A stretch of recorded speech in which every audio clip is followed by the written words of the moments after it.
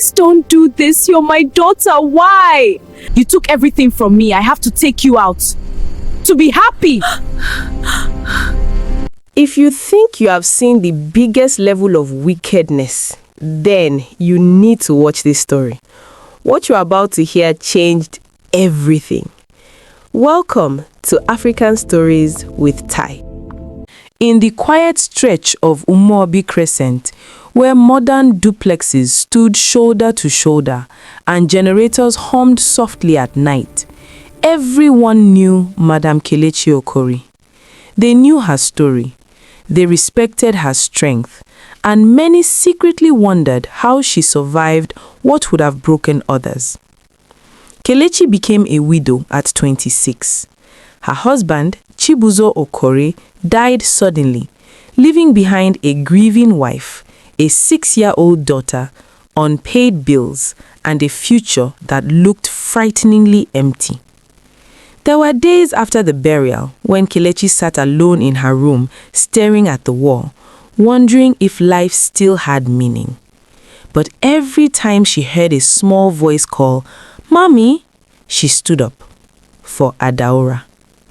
From that moment, Kelechi made a silent vow: my child will never feel the pain of lack, even if I break myself in the process. Life was not kind at first. Kelechi sold her jewelry, she sold her car, she moved from their rented flat to a smaller apartment in a quieter neighborhood. She woke before dawn to cook and slept late after sewing uniforms, planning events, and doing small catering jobs. There were days she skipped meals so Adaora could eat better. Days she wore one dress repeatedly so her daughter could have new shoes for school. Adaora grew up beautiful even as a child, light-skinned, with soft curves forming early, and eyes that drew attention everywhere. Teachers praised her intelligence. Neighbors complimented her looks. "Mommy, they said I'm pretty today," Adaora would say proudly. Kelechi would smile tiredly. "Yes, my love, you are beautiful inside and outside." She paid Adaora's school fees early. She attended every PTA meeting. She prayed every night beside her bed. When Adaora gained admission into the university, Kelechi wept openly in church. "God did it," she told anyone who cared to listen. "My daughter will never suffer like I did." By the time Adaora graduated and secured a good job with a reputable firm in Awka, Kelechi's business had grown. They moved into Emerald Court Estate, a modern middle-class estate where children rode bicycles and neighbors greeted each other politely. People admired them. Mother and daughter goals, the women said. Such beauty runs in the family, the men whispered. To the outside world, their life was perfect. Inside, something unseen was growing. For 16 years, Kelechi refused to remarry. Family members encouraged her. Church elders advised her. Even neighbors tried to introduce her to respectable men. She always smiled and declined. "My child is my focus," she would say. But at night, when the house was quiet, loneliness crept in. She missed companionship. She missed being seen, not as a mother, not as a widow, but as a woman. Still, she waited. She prayed. She healed. And when she finally felt ready, she did not expect trouble to come from the child she had sacrificed everything for. Nnamdi Chukwudi was 45, wealthy, calm, and well-respected. He owned a successful import business and lived alone after a failed marriage years earlier. He met Kelechi through a church program and admired her strength immediately. He admired her dignity, her humility, her grace. When he asked to visit her home formally, Kelechi hesitated. "Let me talk to my daughter first," she said. That evening, she sat Adaora down. "My child," she began gently, "there is someone in my life." Adaora smiled, thinking it was a joke, until she saw the seriousness in her mother's eyes. "You want to remarry?" Adaora asked slowly. "I want companionship," Kelechi replied. "I have waited long enough." Adaora nodded. but inside her chest, something twisted. When Namdi visited, neighbors noticed. Women peeped through curtains, men watched quietly. Adaora watched closely. Namdi was handsome, well-spoken, rich. He greeted Adaora respectfully, but she noticed his confidence, the way his voice sounded, the way he smiled. Something stirred in her, something she quickly buried.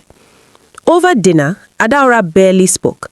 She studied her mother, how she laughed softly, how her eyes sparkled in a way Adaora had never seen. For the first time in her life, Adaora felt displaced. Days turned into weeks.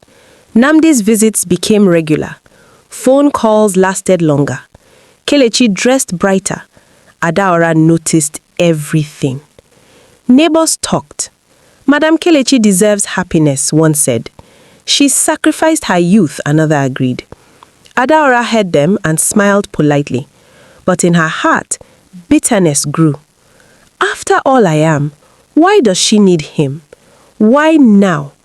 She began to imagine a future where her mother stepped aside, a future where she was admired instead.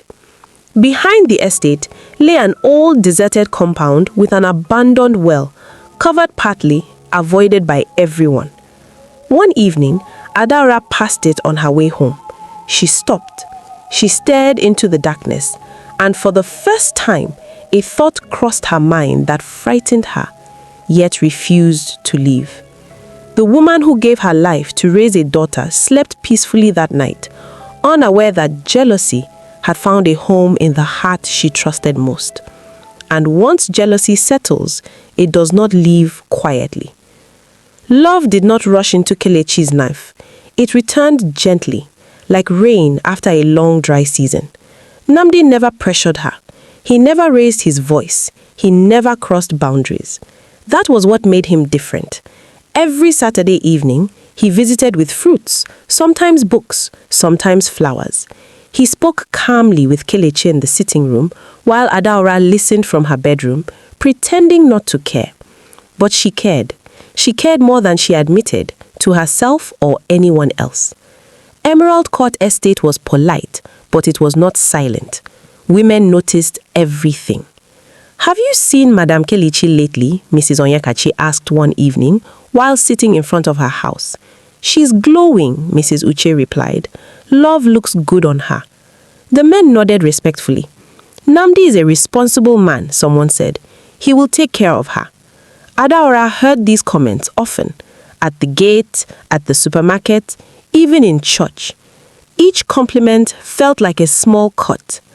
What about me? Do they not see me? One night, after dinner, Kelechi knocked gently on Adaora's door. "My love," she said, sitting beside her daughter, "I need to talk to you." Adaora sighed internally, but nodded. "Namdi has spoken to his family," Kelechi continued. "They will come for a formal introduction soon." Adaora's heart skipped, not in joy, but in panic. "I want your blessing," Kelechi added softly. "You are my only child. Your happiness matters to me." Adaora forced a smile. "If you're happy, Mommy, then I'm fine." But that night, she cried quietly into her pillow, not out of sadness, but rage she could not explain. Adaora began to dress differently. Shorter dresses, tighter clothes, brighter makeup. When Namdi visited, she lingered longer in the sitting room. She laughed louder. She asked him questions. She watched his reactions closely. Namdi remained respectful, always. "Adaora, you are doing well for yourself," he said once. "Your mother raised you properly." That sentence stayed with her. "Raised me for you?" Her mind twisted it. The line between admiration and obsession blurred. Kelechi's elder sister, Auntie Felma, visited one weekend. She watched Adaora carefully. "She is changing," Ifeoma said later in the kitchen. "Changing how?" Kelechi asked. "There is something unsettled in her spirit."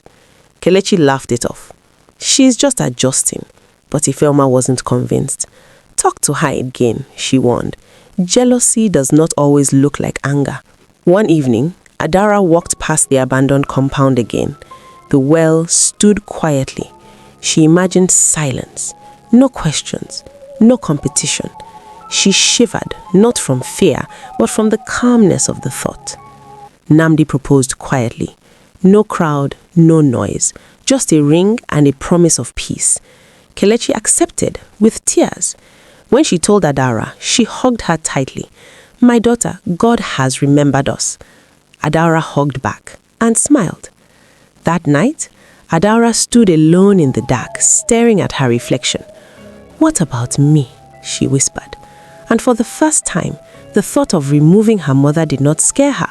It comforted her. After the proposal, peace left number 12 quietly. Not with noise, not with arguments, but with a silence that felt heavy.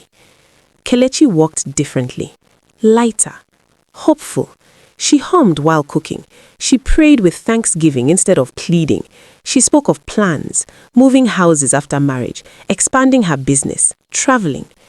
Each plan stabbed Adaora in places she could not name. Because in every future her mother described, Adaora no longer felt like the center. Outwardly, Adaora played the role of the supportive daughter. She helped with wedding lists, she attended church programs, she smiled for neighbors. Inwardly, her thoughts were dark and restless. She began to imagine herself beside Nnamdi, not as a daughter, but as a woman. She imagined conversations that never happened. She imagined looks that were never exchanged. When reality did not match her imagination, frustration grew. Why can't he see me? Why does he only look at her?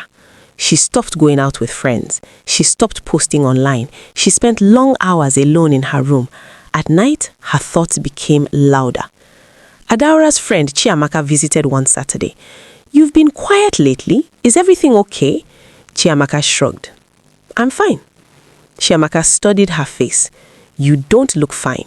You look angry." Adaora laughed sharply. "Angry because my mother found love?" Chiamaka hesitated. "Sometimes things are complicated." Adaora said nothing. But after Chiamaka left, Adaora locked her door and stared at the ceiling for a long time. One evening, Nnamdi arrived earlier than usual. Adaora joined them in the sitting room. At some point, Kelechi excused herself to answer a phone call. Silence filled the room. "Adaora," Nnamdi said calmly, "I want us to understand each other clearly." She looked up, hopeful. "I respect you," he continued, "but I love your mother. I don't want anything to ever cause confusion in this house." The words landed firmly. Adaora forced a smile. "There is no confusion." But inside her, something broke. Auntie Ifeoma visited again. She pulled Adaora aside. "My child," she said gently, "your mother suffered for you. Don't let anything poison your heart." Adora's eyes hardened. "Everyone keeps reminding me of her sacrifices. What about my own feelings?" Ifeoma sighed deeply. "Feelings that are not guided can destroy families." Adaora walked away. One evening, Adaora overheard Kelechi on the phone with Nnamdi. "I'm grateful," Kelechi said softly. "After all I've been through, I finally feel chosen." Chosen. That word echoed in Adora's mind.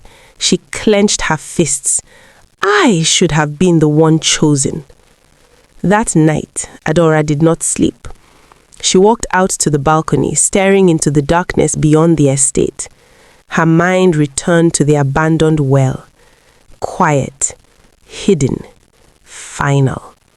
She did not cry. She did not pray. She made a decision. In the next room, Kelechi slept peacefully, unaware that her daughter had crossed the final line between thought and action. Because once a decision is made in silence, it often arrives without warning. The night came quietly. No thunder, no warning, no sign from the sky. Emerald Court Estate slept in its usual calm, with only the distant hum of generators and the occasional bark of a dog breaking the silence. Inside number 12, the lights were off. Kelechi lay asleep, her mind peaceful, her heart full of hope. She had spent the evening making plans, calling vendors, discussing dates, dreaming aloud about a future she believed God had finally restored to her.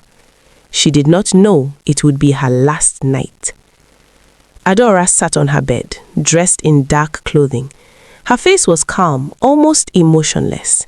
There were no tears, no shaking hands, only resolve. She listened. Her mother's breathing was slow and steady. Adaora stood up. She moved quietly down the hallway, every step calculated, every sound controlled. She paused outside her mother's room, her hand resting briefly on the door. For a moment, just one, memories rushed in. School mornings, packed lunches, night prayers, tired smiles. Her heart tightened. Then jealousy spoke louder. She has lived her life. This is mine. She opened the door. What happened next was quick. There were no long words, no shouting, only shock, only silence. When it was over, Adaora stood frozen, staring at the woman who had given her everything. Her mind went blank. Then reality returned. She had crossed a line that could never be erased. Wrapped in darkness and determination, Adaora moved quickly. She avoided the main road. She avoided the estate lights. She moved through the quiet back path that led to the abandoned compound. The well waited, unchanged, forgotten, final. She did not cry. She did not pray. She made a decision. When she was done, Adaora stood there for a long time, staring into the darkness below. "This is finished," she whispered. But deep inside, something screamed that it was only the beginning. Morning came as usual. Birds chirped, cars started. Neighbors stepped out for their routines. But something was wrong. Kelechi did not come out early as she always did. Her phone rang unanswered. Her business assistant waited in confusion. Adaora emerged from her room late, acting tired. She must have gone out early, she told herself, and anyone who asked. But by afternoon, concern grew. Mrs. Oyekachi knocked. "Has Madam Kelechi stepped out?" she asked. Adaora shook her head calmly. "She didn't tell me."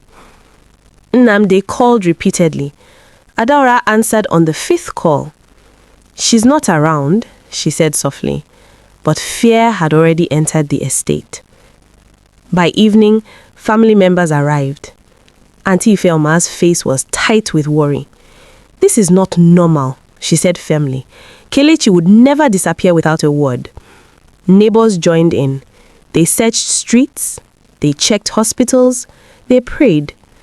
Adaora watched from the corner of the sitting room, quiet, composed, too composed. As night fell again on Emerald Court Estate, the well behind the houses remained silent, holding a truth that would not stay hidden forever.